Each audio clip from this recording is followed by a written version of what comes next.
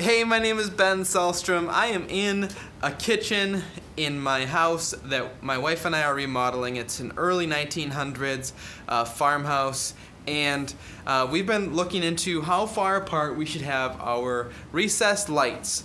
And we've done a bunch of research, asked a couple of electricians, and read a bunch of books on this. And there's a couple of things that are factors in deciding how far apart you want to put your can lights. First factor is the height of your ceiling. So if you have standard height ceilings, we actually have slightly higher than standard. I think these are 9-foot ceilings. But if you have standard ceilings, which are 8 feet, you're going to have a certain overlap pattern of the circle of light that comes down from the recessed light. So as a general rule, the higher your ceiling, the further apart you could theoretically have your lights, because you want those circles of light to overlap. And then, so if you have a lower ceiling, you'd want to put them closer together. That's probably not going to be too much of a factor on the whole, because most people are going to have 8-foot ceilings. So with 8-foot ceilings, the general guideline is between 3 and 4 feet apart. I've seen them 5 feet apart and the lighting is still decent, and I've seen them as close as 2 feet apart.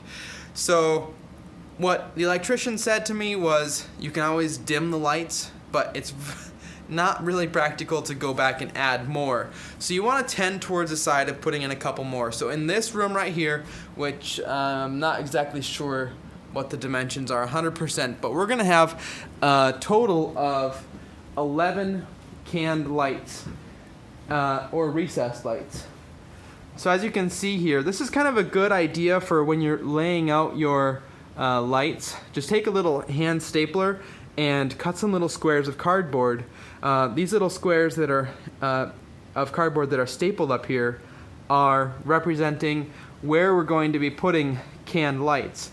Do not have all of them up, but basically I'll have 1, 2, 3, 4, 1, 2, 3, 4, and then 1, 2, 3 over here.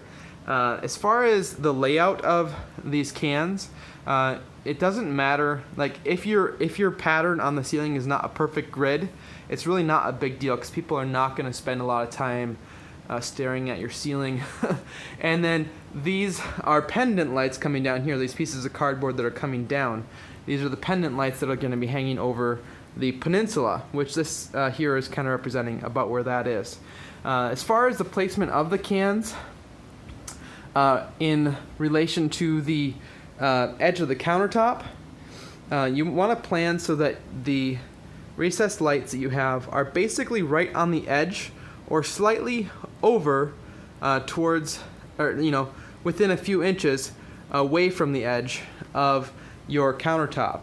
So those are some guidelines that you can kind of go by. 3 to 4 feet apart, and in our particular instance, we are going 4 feet apart, especially since we're having pendant lights that are going to be here as well.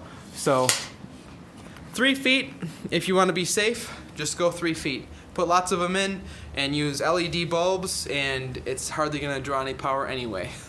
So thanks so much for watching. This has been a little bit of information on how to space your canned lights. I really appreciate you taking the time to watch this video. I hope it helped you out. As I go through this remodel process, I'm going to do my best to share ideas and things that I come across, because everyone has to do the research on figuring out how things are supposed to be, and if I can do the research and put it into a video that will help you, that's my goal. So please subscribe to the channel if you want to see more home improvement videos and things relating to that, as well as like the video if it helped you out. Thanks for watching. I really appreciate it, and we'll talk to you later.